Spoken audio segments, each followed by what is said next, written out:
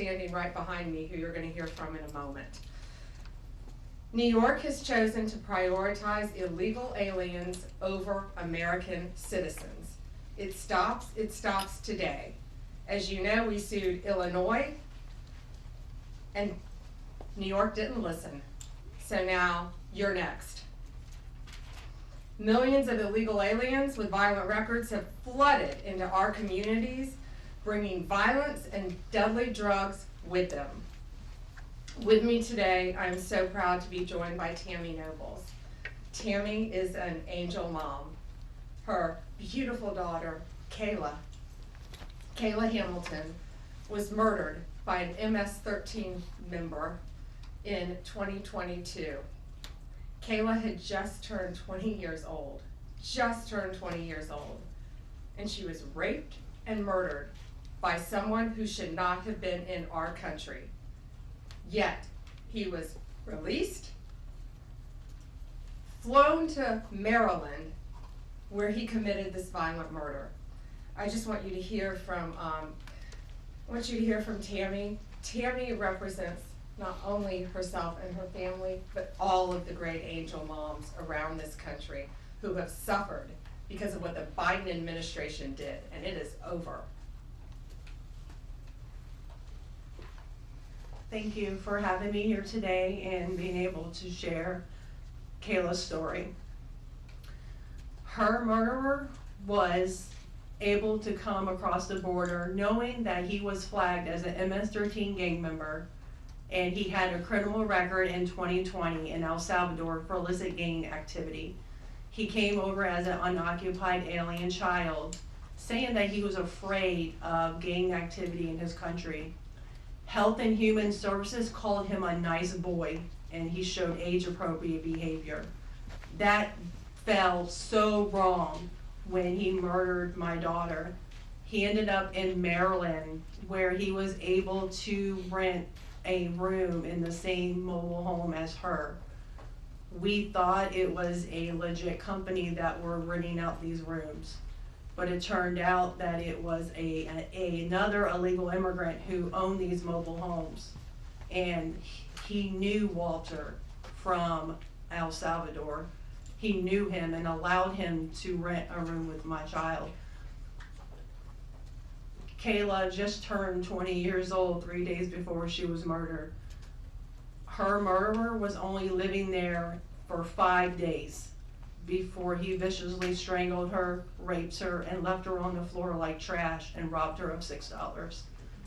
I have been sharing her story for over 2.5 years to bring change, because this should have not have ever happened to Kayla, and it shouldn't be happening to other families being hurt by the border. Homeland Security did not do their jobs. They did not check his background.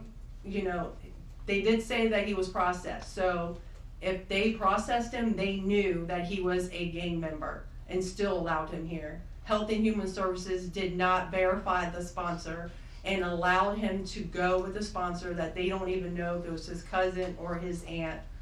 And he was able to leave the sponsor's house to go live wherever he wanted.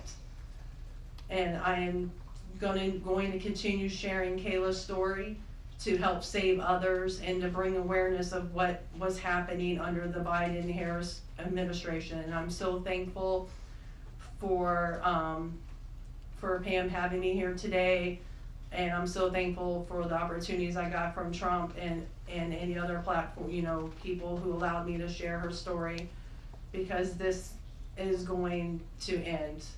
No other parent should suffer by having their child murdered by somebody that shouldn't be here. And I'm gonna continue, sharing it, and for Kayla, and also for others. Thank you. And it's my understanding that he also admitted to other murders, correct? Multiple murders. He wrote a letter, and it was intercepted in jail, that he committed 4 murders and 2 rapes. And that's who we were letting walk into our country. And that's why President Trump has directed this to stop. And if you don't comply with federal law, we will hold you accountable. We did it to Illinois, strike one. Strike two is New York. And if you are a state not complying with federal law, you're next, get ready. And the great men and women of law enforcement are standing behind me today. We have FBI, DEA, ATF agents. They put their lives on the line every single day to protect us. And what New York has, they have green light laws, meaning they're giving a green light to any illegal alien in New York where law enforcement officers cannot check their identity if they pull them over. Law enforcement officers do not have access to their background. And if these great men and women pull over someone and don't have access to their background, they have no idea who they're dealing with. And it puts their lives on the line every single day. Violent criminals, gang members, drug traffickers, human smugglers will no longer terrorize the American people. And that is why we are here today. You will be held accountable if you do not follow federal law. It's over, it ends, and we're coming after you. Questions? We have time for a few questions. David Spott with Fox News. Madam Attorney General, thank you and welcome to the Justice Department. Thank you. I have a quick on-topic and a quick off-topic Sure. question. On-topic, in your executive order, in your orders on the first day you were here, you talked about working with the Justice Department or these sanctuary cities, as you say, will be Yes. punished. Today you're putting people on notice. Right now, we're just lawsuits. Is this gonna go further? What kind of punishment are we talking about? Is there any grounds to charge individuals, charge politicians? How far is this gonna go? Well, we're going to see what they do next, David. We have sued them all. We've personally sued the governor, the Attorney General, Letitia James, and Mark Schroeder with DMV because he has the green light laws. So what they have to do, they have to start complying with federal law. If they don't, we're going to appeal it and we will win. They have to comply with federal law. Did you have a second question? I did have a second off-topic question in this regard. The judiciary today, Elon Musk, who has enormous influence in the Trump administration, posted on X, quote, there needs to be an immediate wave of judicial impeachments, not just one. As the Attorney General of the United States, how do you respond to that? Shouldn't the process work out in the courts before we talk about judicial impeachments? I mean, these are just TROs now at this time. Shouldn't these just play out? Yeah, I haven't seen Elon Musk tweet. He is a friend of mine. He is a great man. I think he's very frustrated with what's happening in our federal government. You know, at USAID alone, they're giving out billions of dollars that should not be distributed. We're going to back him up. You know, we work our whole lives in this country and we all pay taxes in this country. And for people to find out that $2 million is going to Guatemala for sex changes is outrageous. And we're gonna back up Elon Musk every way we can.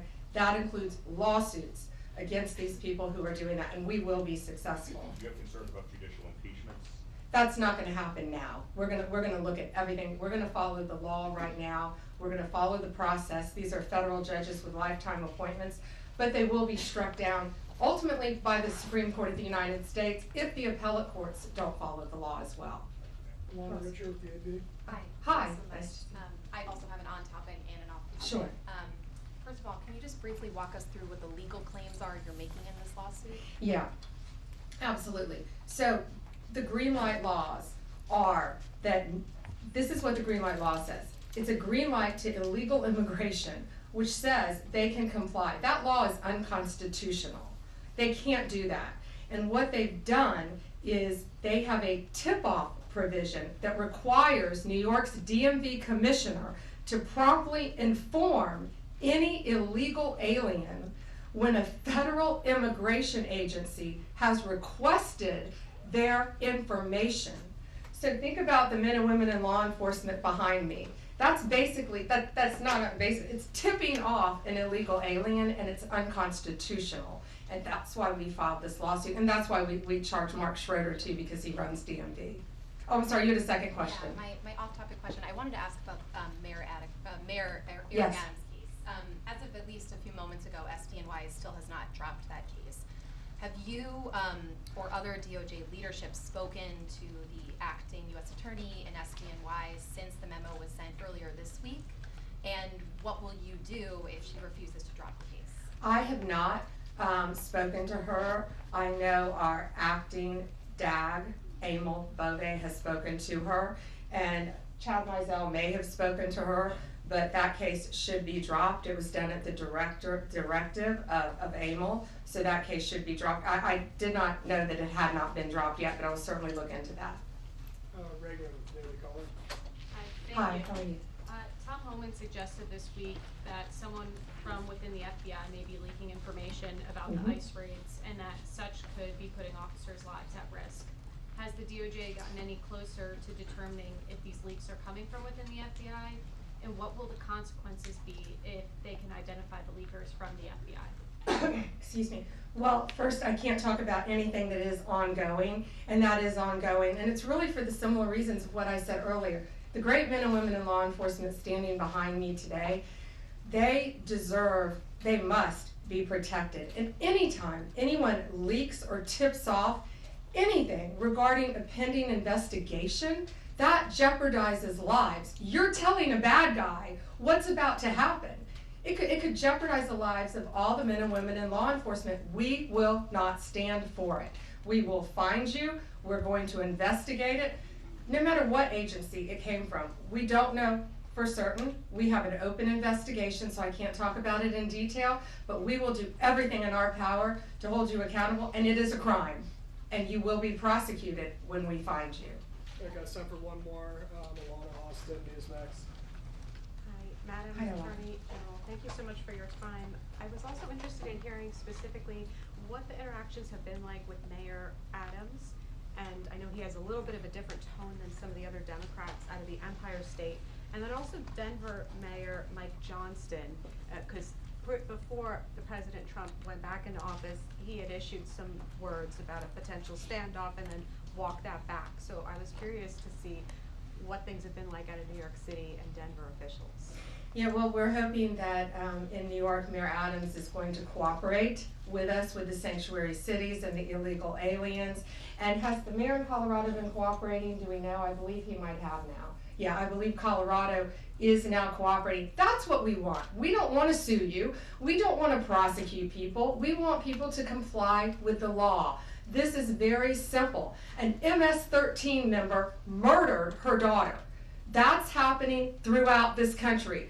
We have one angel mom is too many. And we have angel moms throughout this country who should not be going through this. Comply with the law. This is the last thing we want to be doing. We want to be out there, all of us, fighting violent crime. Yet we're fighting illegal aliens, and that ends, and it's going to end today. All right, that's all we have time for, guys. Thank you. Thank you. Thank you all.